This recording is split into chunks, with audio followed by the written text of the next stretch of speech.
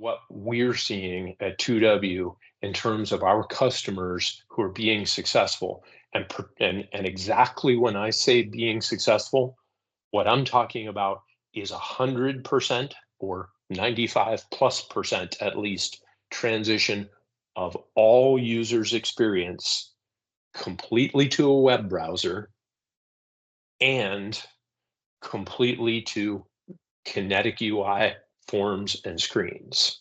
Again, that's the mission that we're talking about here, transitioning 100% of the user experience to Kinetic Browser UI. Now, what are the steps that are leading to success there?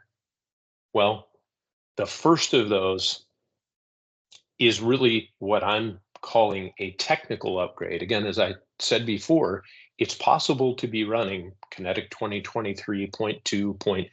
I think the latest release is, or update level is maybe 10 or 12 now. I didn't even check before the presentation, but it is critical before undertaking this project to assure that you're upgraded to the latest release and update, and that you continue to take those updates as you proceed on this journey.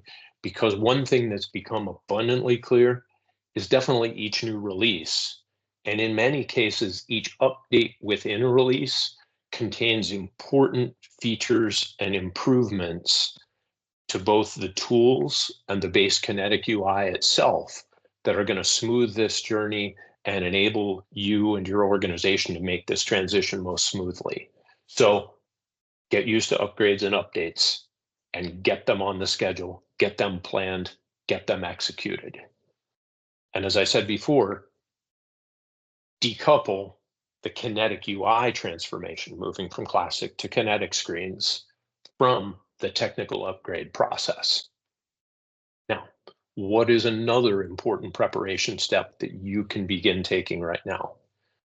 Begin to organize teams within your organization by department, role, and persona. Again, I'll give one example, but they'll vary by organization. The role of inside sales and customer service, for example. These are the folks within your organizations who spend a lot of time, primarily in the order entry screen, maybe also in quote entry. They're probably all customer maintenance, customer tracker, maybe order tracker, job entry. So right there, I probably named 5, 6, 7 screens that are typically used by an inside sales or customer service role. That would be one of these teams to organize. I want to also emphasize the importance of leadership or a super user within each of those teams. Again, it's two things.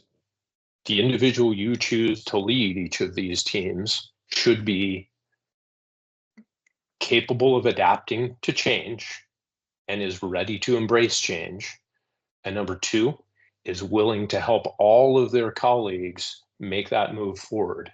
And again, the most successful teams we see are choosing that super user, that technical leader of the team from within that team.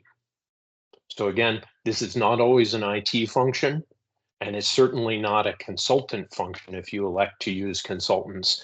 It's somebody who lives in that world right along with all the other users on the team.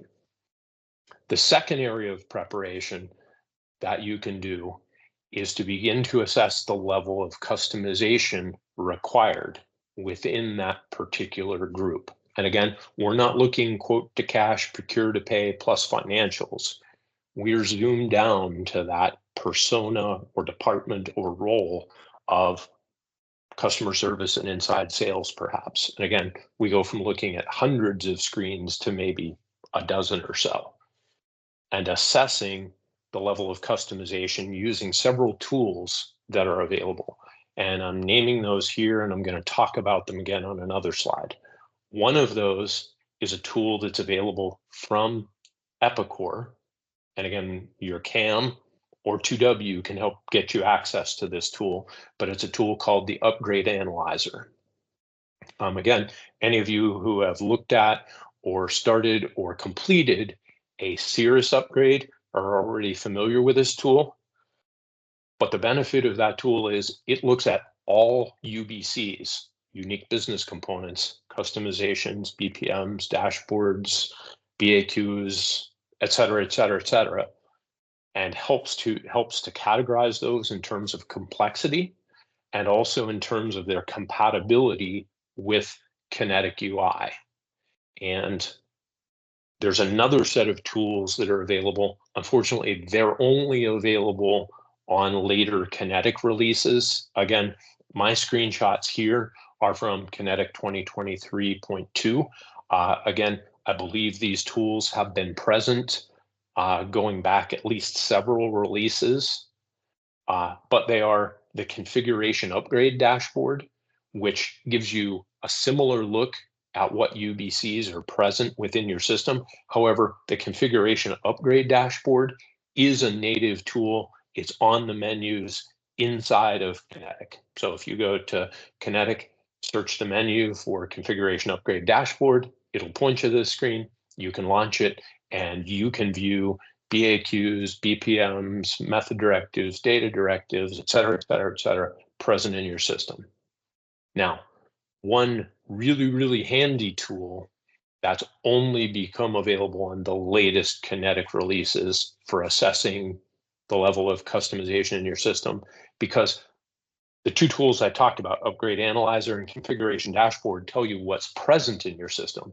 What they don't tell you is who uses these things.